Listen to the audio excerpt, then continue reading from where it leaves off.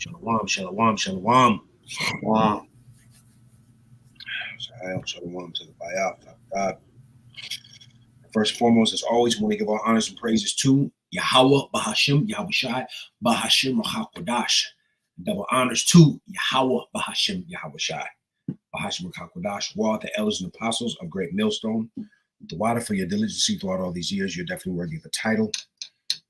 All right. Shalom to the elect 144,000 men that are studying this very hour, pushing this word.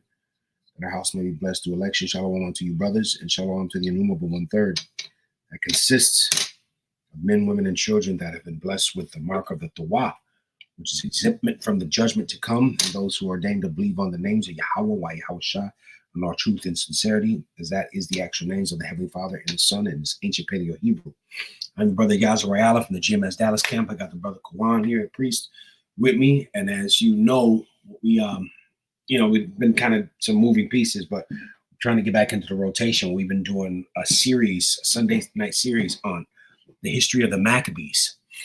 All right, and just how important that history is, right? Because this Bible is all about our history. All right, that's where you can do away with all that black history BS you learned in school. Our real history is in the scriptures.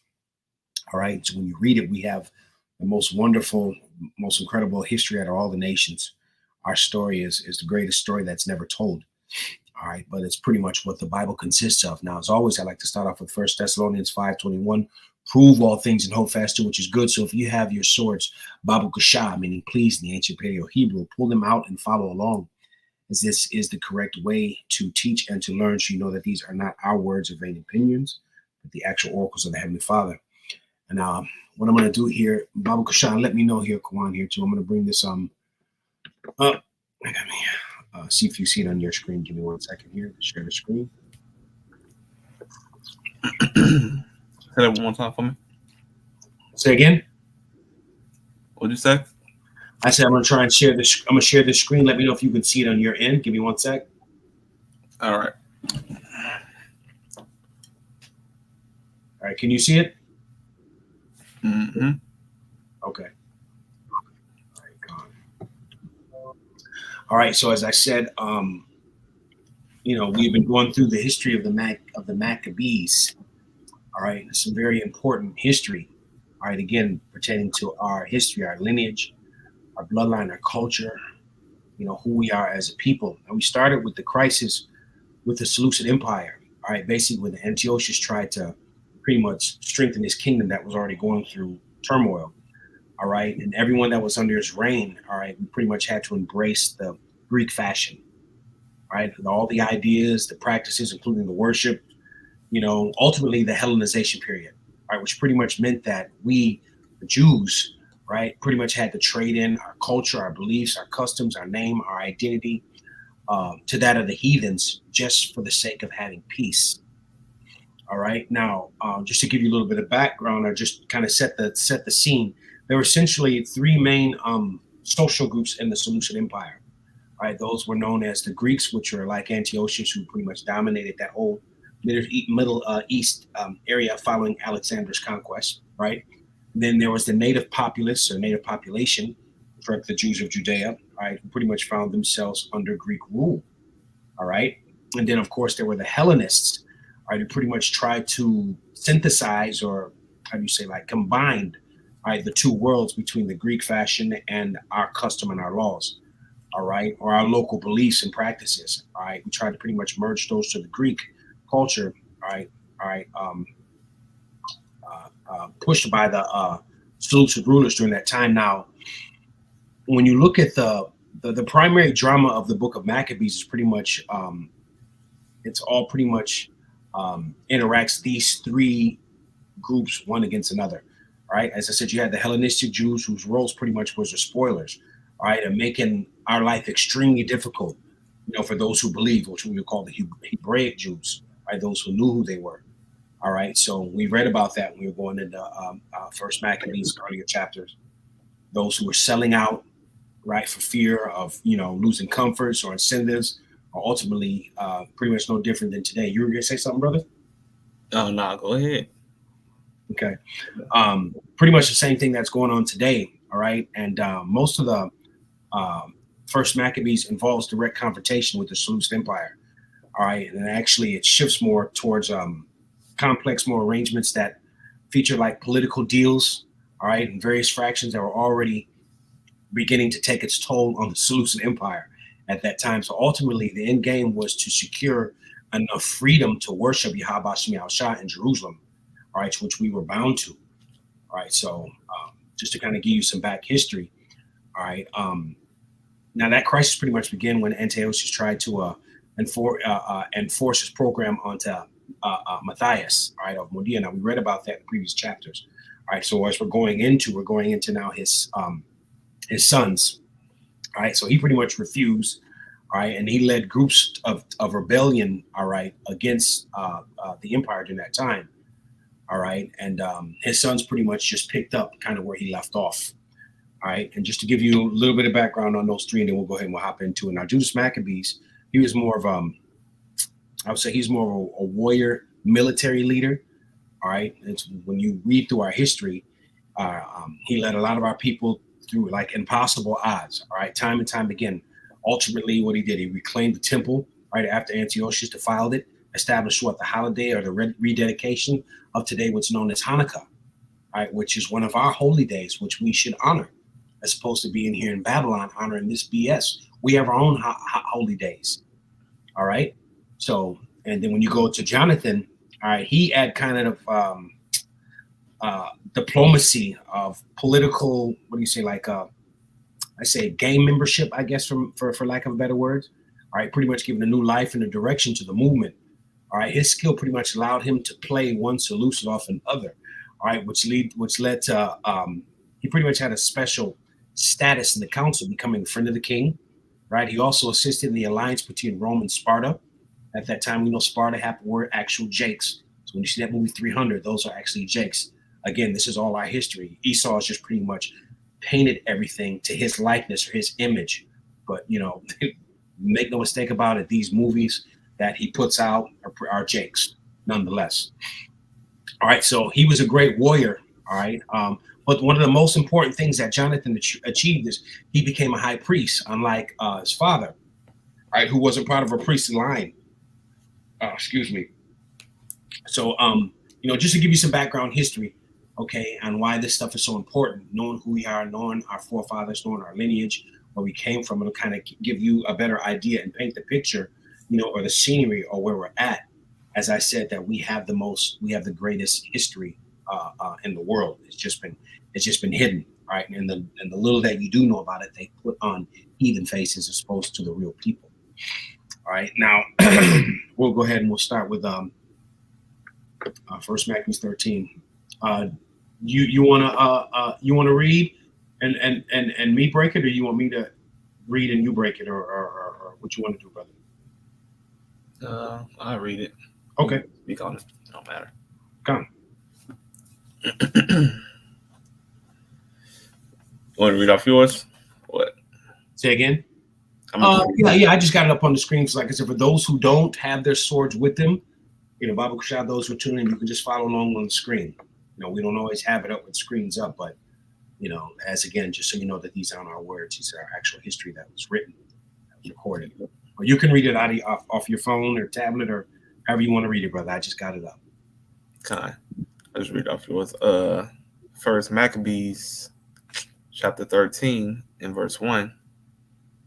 Now when Simon heard that Tryphon had gathered together a great host to invade the land of Judea and destroy it, and saw that the people was in great trembling and fear, he went up to Jerusalem and gathered the people together. Right. Now, just to give you some, Salaki, just to give you kind of set the scene. Now, after Jonathan's capture, everyone pretty much came back because they pretty much was sure that he was dead, all right, which was his brother.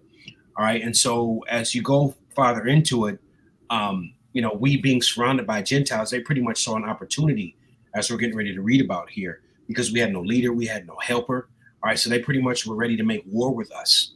All right. So again, time after time again, you know, the faithful, those of us of Yahweh Shah, you know, it faced existential disaster. All right. And this is no different than the previous chapters when we were going into different adversities that we had to deal with, different nations at that time as well. So no new thing under the sun. But the key thing is here is like the previous chapters, the Lord always raises up a man after his own heart, all right, that he actually works through, right, and deals with, and that man brings us ultimate victory through Yahweh Bashem Yahshua brings us ultimate victory through him. Now the story is set because ultimately what we're trying to do is get back to Jerusalem. We're trying to win back our political freedom, ultimately, just to give you an understanding of what this chapter is about. But you got it. God. Verse 3.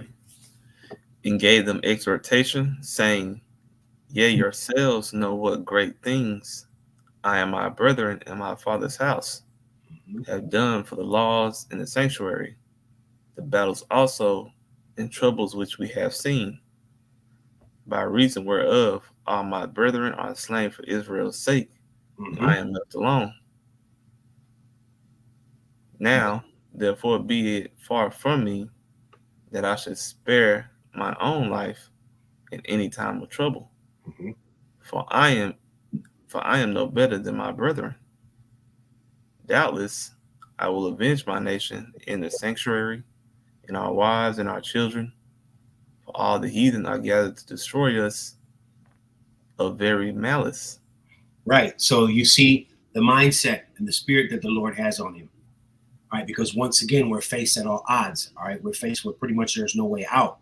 And at this time, Israel was scared. We were in fear, because again, we had no leader, and we're in a country that's not our own. We're surrounded by heathens, and so once again, there's always the Lord always has a remnant with of a in the days of Noah was pretty much known as the remnant, him and his family of 8. All right, so it's a small number, even if it was just an individual that he would work with, all right, that he pretty much raised up. You can read about that also as First Kings, what is it? First Samuel, Salakia, the 17th chapter, King David dealing with Goliath. It was the same thing. All right, with King David, he's pretty much, young, ruddy, young, youthful kid, right? And here you have Goliath, all right, who was a warrior. And once again, back then, all of Israel was afraid, because this Philistine was huge. His people were he would come out and taunt them on the daily, but the Lord raised up David. And what did David do? David slew Goliath, took his head clean off. So why? Because ultimately, he always left a remnant of someone there that was going to be there, that was going to call upon him, and that was going to believe on him. And ultimately, as we break down this lesson, it's to give you things that we're going to need in the future. We're doing all this basically to say, as the scripture says, the things that were written aforetime are written for our learning. So learn what our forefathers did, because we're coming into a time of Acts. We're coming into these times where we're getting ready to face persecution.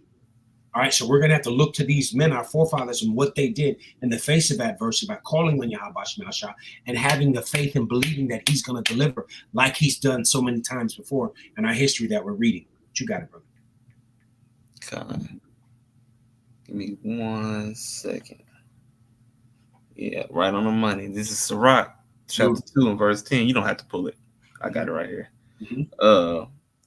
Look at the generations of old and see, did ever any trust in the Lord and was confounded? Or did any abide in his fear and was forsaken?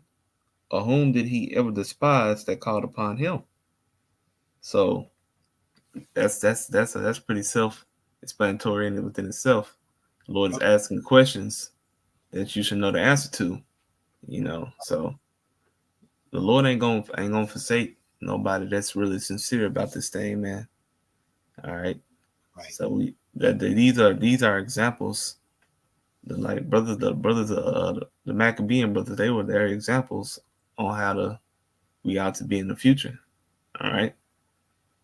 You're supposed to have that confidence, that courage, that faith and belief in Yahweh Shem Shai, even on to the death, because we know even if you're a beginner, all right, you start to learn that what reincarnation is a thing. All right. So a death, and plus the Lord is written about the Lord having mercy on his men that took a death and didn't feel it. So don't get all but hurt just because you might have to strive on the blood. Just remember, hey, Yahweh Shai, he's strive on the blood too. So and he the greatest one of us all. Right? So you not gonna have to go down that route. You crazy, man. Yep. And you should wanna give your life for Yahweh Shemel Shai. That's right. 1 Corinthians 6 says, "Life you're not your own." All right, you got Psalms the 93rd chapter. How the Lord said, the death of the Lord's saints is beautiful in His eyes. Roughly paraphrasing, precious in the sight of the Lord's eyes is the death of the saints. Yep. So there you go. Beautifully said. Beautifully put. The Lord is our arm. He's our right hand. He's our power. He's our strength. He's always been. Scripture talks about, I am the God of Israel and none other. All right. So he has just as he has a covenant with us. All right. So he has vowed unto us as we him. And this is why we're coming back now. And he's not going to forsake. It's like the priest brought out. Look in the days of old. Scripture talks about look for the old path and walk therein. All these things are examples on how we're supposed to move and carry, because the same adversity back then is getting ready to come now, but on a whole nother level. It's getting ready to come with technology, right? It's getting ready to come with, he's perfected his sword, he being Esau. All right, so we have to be ready. We have to be fully armored in Yahweh Shem Yahushua, man. Book of Ephesians talks about that, having the full armor, the whole armor of Yahweh Shem Yahushua, because ultimately we're entering into war here, man. All right. I wanted to grab one here too real quick. This was 1 Kings 19. I'll just get straight to the point. It says, and yet I have left 7,000 in Israel, all's needs which have not bowed unto Baal, and every mouth which has not kissed him. All right, so basically, this is the Lord talking about. He is reserved, going back to what I mentioned before. What the priest is talking about. He's always going to reserve a remnant that's going to do His will. And in that case, that verse is talking about the men of the Lord today. We're not bowed down unto the idols of Esau in this kingdom, in this world. We're better be religion, women, cars, money, whatever the idols are here. We don't bow down to that. All right, our allegiance is to Yahweh Shem Yahushua. So as He's reserved 7,000, 7 is just meaning a number of completeness. So He was reserved that same 7,000, that same number of completeness or remnant here today. We're doing the same thing as our forefathers. All right, just to line up what you were saying, but you got it, brother. Kind. What's that? Verse 7. Mm-hmm. This is verse 7. Now, as soon as the people heard these words, their spirit revived, and they answered with a loud voice, saying, "Thou shalt be our leader instead of Judas and Jonathan, thy brother. Fight thou our battles, and whatsoever thou commandest us, that will we do." Right. So you have to understand now. Tryphon, he was known as a Greek or heathen. Now, of course, he was the first to pretty much lead the charge against us, because at the top of the verse, as we read, we thought Jonathan was dead, right? So Simon pretty much stood up, all right, but there was a great fear that fell over, so we looked like we were weakened. We didn't have a leader, we didn't have a head, so to speak. So okay, Tryphon figures, okay, all right, now's the time. So he's leading the charge and coming against us. All right, just to give you some background on this. But Simon is once again talking to Israel, and what's he doing? He's riling them up, right? Charging them up in the spirit of Yahweh Shem Yahushua. Right? You got it. Verse 10. So then he gathered together all the men of war and made haste to finish the walls of Jerusalem. And he fortified it round about. Also, he sent Jonathan, son of Absalom, and with him a great power to Joppa, who casting out them that were therein, remained therein. So Tryphon removed from Ptolemais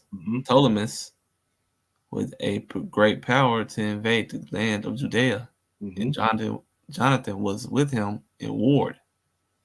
But Simon pitched his tent at Ida over against the plain.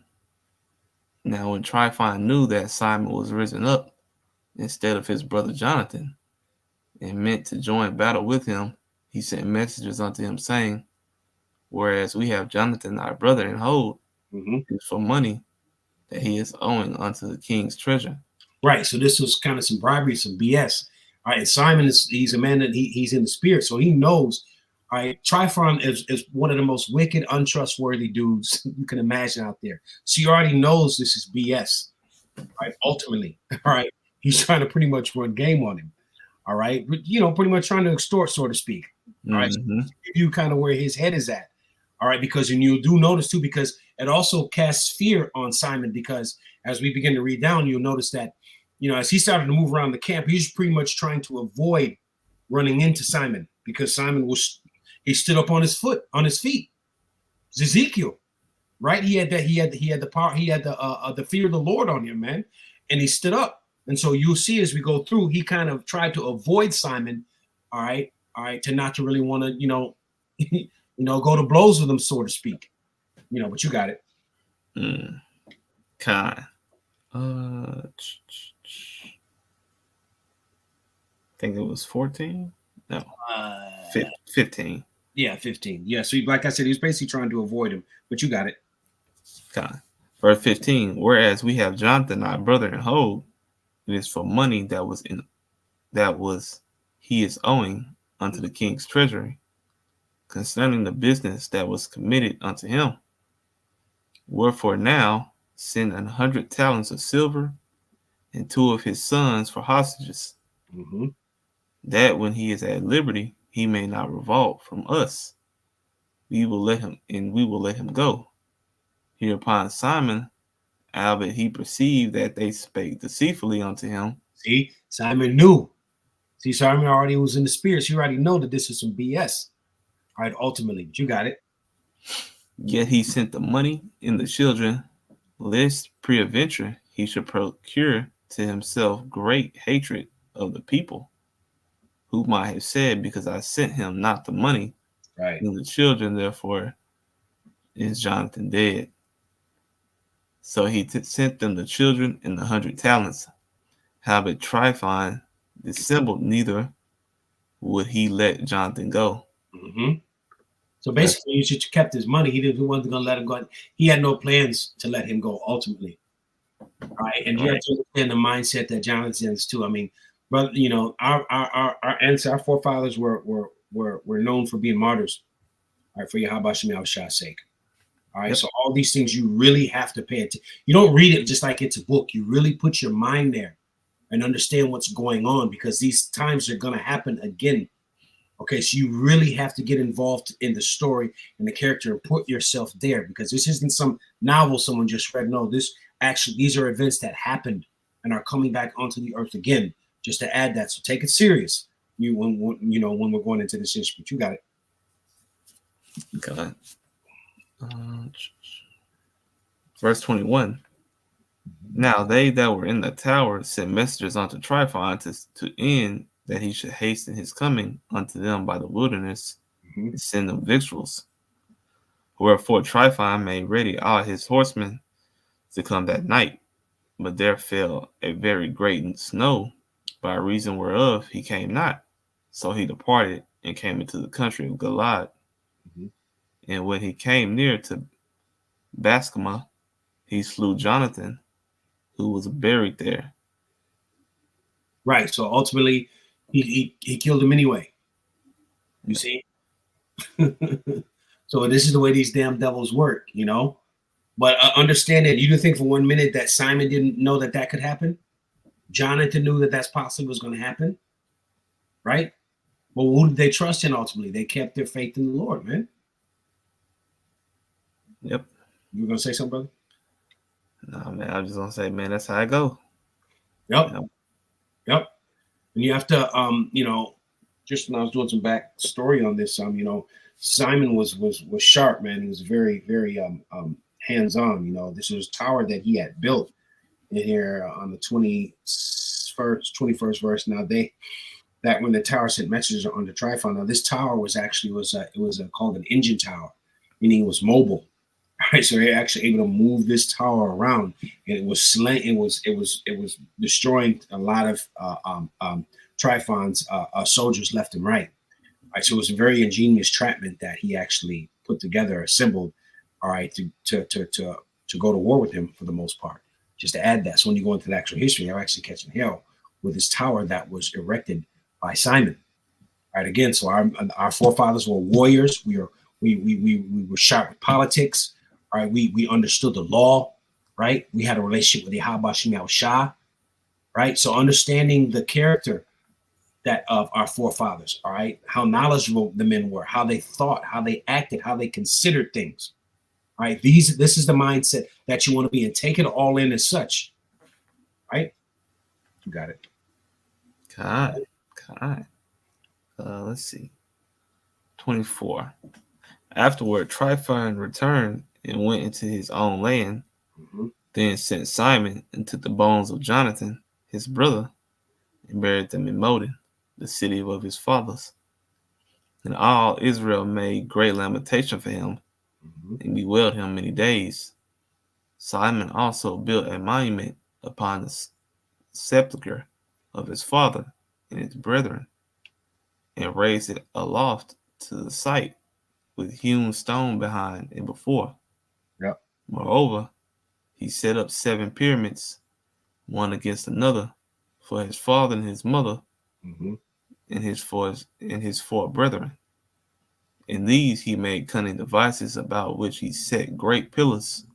Upon the pillars he made all their armor for a perpetual memory, and by the armor ships craved, that they might be seen of all that sail on the sea.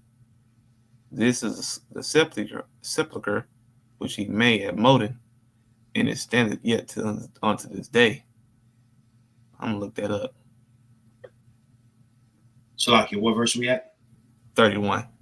Now Tryphon dealt deceitfully with the young king Antiochus, and slew him. And he reigned in his stead, and crowned himself king of Asia. Yep. And brought a great calamity upon the land. Then Simon built up the strongholds in Judea, and fenced them about with high towers, and great walls, and gates and bars, and laid up victuals therein. Right. So here he was pretty much getting Jerusalem in order. All right. And then you realize when you go down or go back into the history, with King Darius, he's always had a pretty much a good standing with King Darius. All right, or King Demetrius, Salakia. So I had pretty much a good standing with him. He's considered a friend and so forth. Now you have to remember early in the chapter, it was Antiochus, they had defeated him. So when he comes back, though he had a smaller kingdom, all right, it was still somewhat very useful. All right, actually very, very useful for Simon. All right, and pretty much so what he ends up doing is leaguing, joining on with Demetrius, all right, to go ahead and head this charge. All right, just to give you some background on it. Go ahead. God. Oh shit. Lost my place again. You were at 34. Yeah, 34. Yeah, 34 again, and then 35 is where you can start.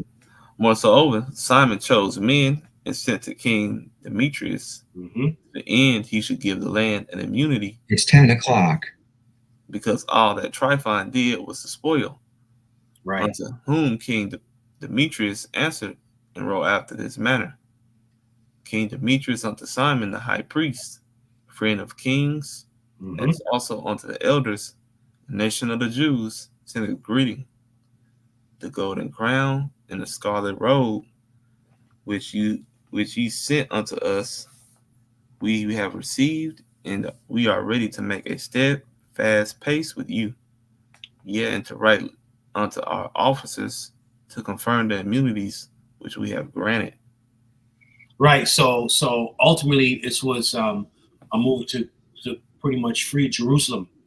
Right, give us back our political stance, our political, foothold. Right, and coming on to Demetrius at that time was a wise move once again. All right, understanding and looking how Simon is moving. He's moving in the spirit of the Lord. He's using wisdom. All right, that's why we're breaking down this history chapter by chapter. Hopefully that you've been paying attention. So as we go on and you see certain things happen, you can recall back maybe a chapter or two previously and remember, oh, this happened with that and that. So you can see how our forefathers moved. All right, they always move with wisdom. All right, scripture talks about a man's goings of the Lord. How can a man know his own way? So as he's raised up certain men, all right, they move in a particular way. All right, and these writings, these epistles are, as I said, we'll keep saying, chiefly for us to really read and study, so we know how to adapt to that. We know how to add that on to our walk, especially as things ramp up here. Everything that we're reading here in the past is directly connected to now and the future and what's getting ready to happen. All right? You got it. God. 37. Mm-hmm. What was that? 37. Okay. Oh, yeah. We finished 37. 38. Yeah. And whatsoever covenants we have made with you shall stand, Mm-hmm. and the strongholds which ye have builded shall be your own. As for any oversight or fault committed unto this day, we forgive it.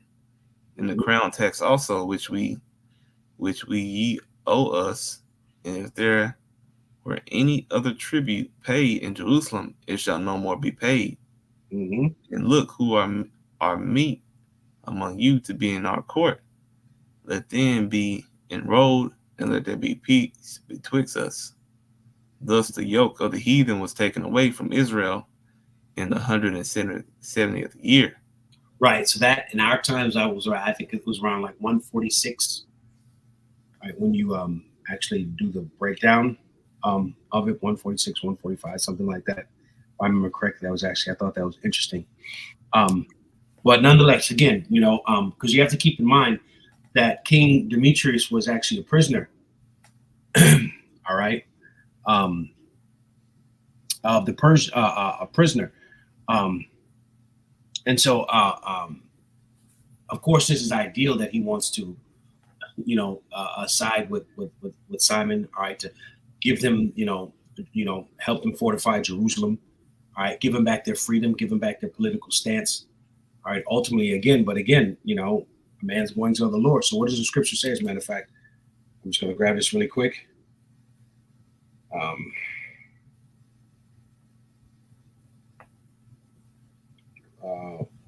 What is it? Please. Yeah, it's this is Proverbs 16:7. When a man's ways please the Lord, he maketh even his enemies to be at peace with him.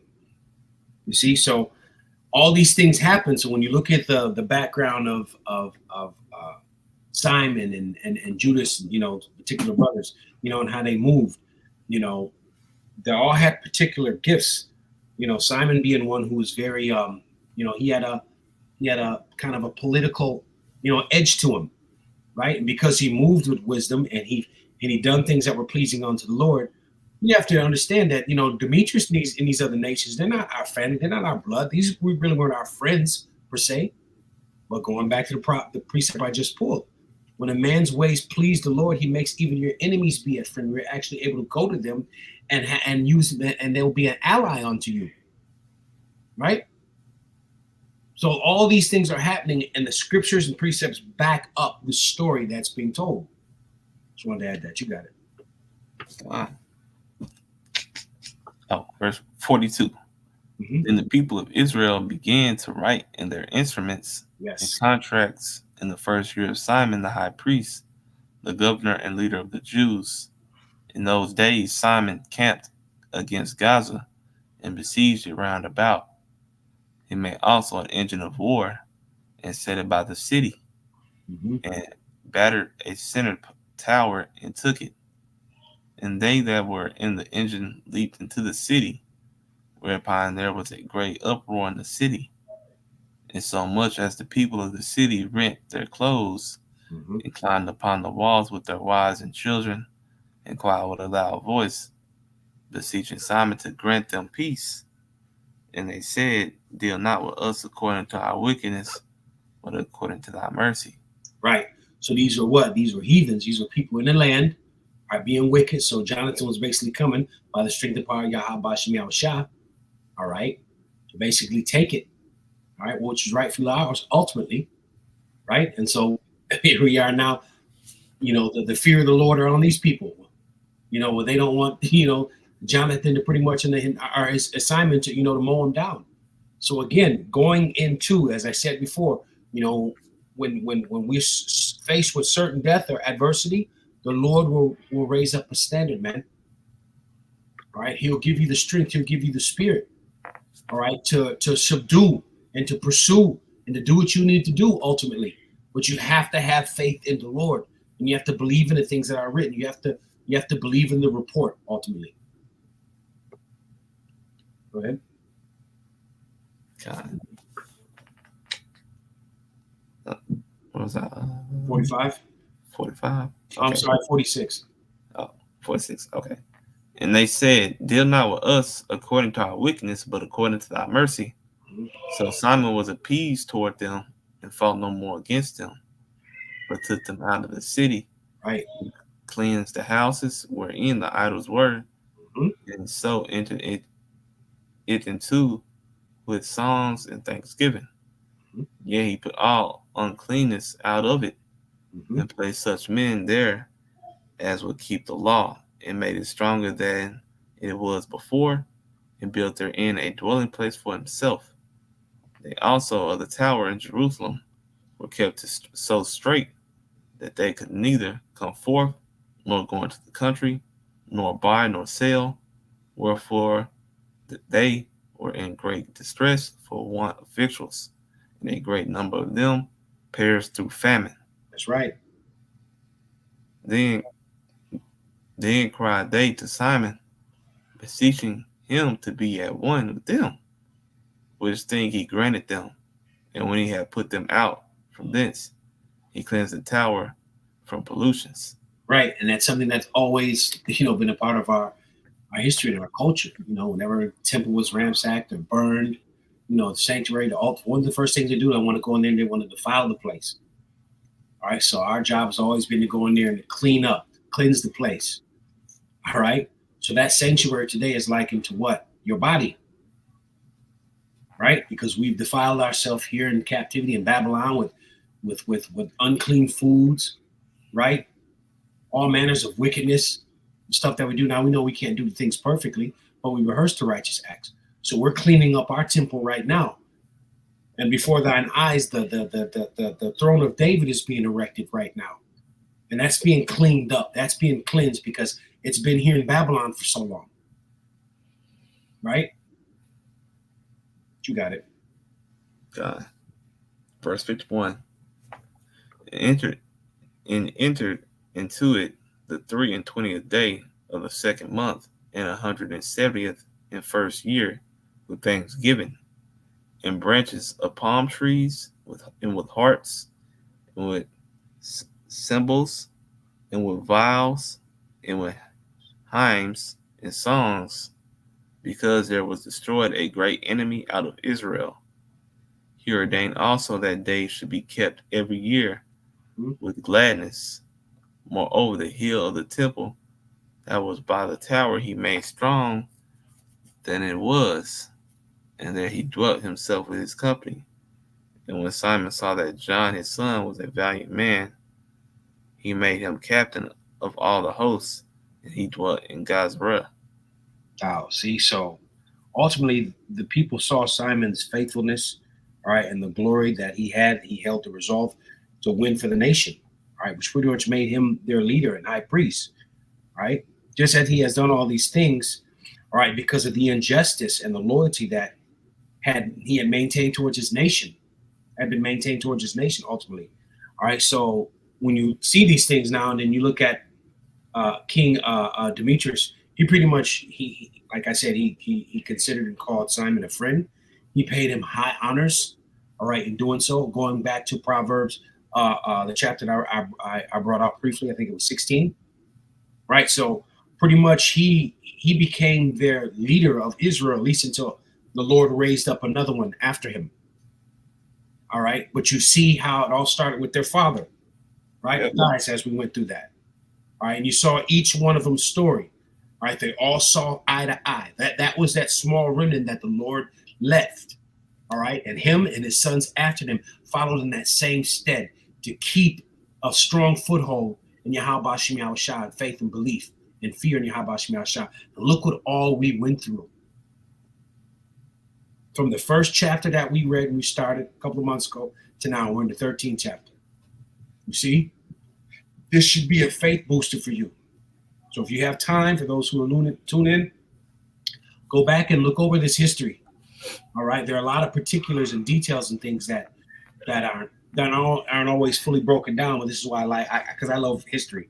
So I like to go in and kind of get the backstory of stuff, because it kind of helps fool around the whole story, and it gives you the full view and understanding. And you can also take that and put that in your mind for the days that we're coming up on. All right, as the priest brought out earlier, we have not yet resisted on the blood, but that time is coming. Right? Yeah. Hey, this history that we're reading is why the Pharisees were so hard against Yahushua and his beliefs. Mm-hmm. Because they remember they have this documented. This is documented. That's what we're reading. Yep. Reading the scriptures, reading the scrolls. Okay. The Jews during that time in the Roman Empire, the Greek and the Roman Empire, that's a straight transition. Yeah. Okay. So, with Yahushua growing up in that captivity and him dealing with those Jews that survived during that transition, of course, over a time period, mm-hmm. They remember how they forefathers like the Maccabean brothers, Yep. Right? The fathers and sons, they remember their stories because it's their document for them to read. That's right. So them hanging on to the law like the way they did made sense, because Israel saw that as a way of, okay, we've been doing this, half-assed because we haven't been doing it perfectly. Right. But the Lord still got us around. Yep. Type shit. So they was grateful, but they was still being niggas. Yeah. Because Yahushua is written throughout the scriptures, as it says. When his day was supposed to come, you was supposed to know, and you was supposed to acknowledge him as who he was. Right. Right. But Jake didn't do that, and what did that end up with? Yahushua ended up having to sacrifice, which it was already written. But that's how the Lord wrote the story, man. That's how it happened, and that's what we're reading about. So this is important history. Right. Yeah, as the priest said, it's very important. You understand the timelines, you understand the things that were happening back then, and as you said, these things were recorded. So back then, in Rome, they read about these accounts, these things, so they knew how our forefathers got down. They knew certain things. They knew how they studied us. They knew how we would move under certain situations. Right, so that's why I was always pretty much imperative that we either kept down, we were kept under subjection, kept away from the law, statutes, and commandments. All right, kept in a Hellenistic mindset. Right, kept sinning, kept going off to keep us there, to keep them on top ultimately. So that's why, as the priest said, there were stories and epistles and recordings that were left to see how we dealt with certain things. Even when coming here to the Americas, a lot of Jakes want to say, well, the Bible's a white man's book. No, it's not. But they get that from, because what happened? We were given what's called a slave Bible. And that slave Bible, what did they do? Well, the same thing, what we're talking about here. But they removed, specifically the Maccabees, all of the Apocrypha, they removed specific things. All right. Anytime whether we had to, we begin to rebel and fight back, call on the name of the Lord, so forth and so on, they removed all that. So you think when they brought us over here on them slave ships, they didn't know who we were? Hence the reason why they gave us that book with removing all of the scriptures, all right, and stories and recordings of us actually fighting back and being victorious. Right. You see? But then that's the pride of Esau, though, because what did the Lord have Esau doing? The Lord eventually brought us out of that hard bondage, and brought us off into a softer rulership, to where Esau gave us liberties, man, and fucking rights and shit like that. Now we able to read, and Esau didn't keep all of The niggas selling the truth in bookstores, bro. Just put it like that. Niggas selling the truth in bookstores, bro. Wow. That's true. He just fucking, he just selling the truth in bookstores now. And Jay still ain't gonna read it. Nope. But that's the pride of Esau though. Because he's like, man, these niggas ain't gonna read nothing. Yep.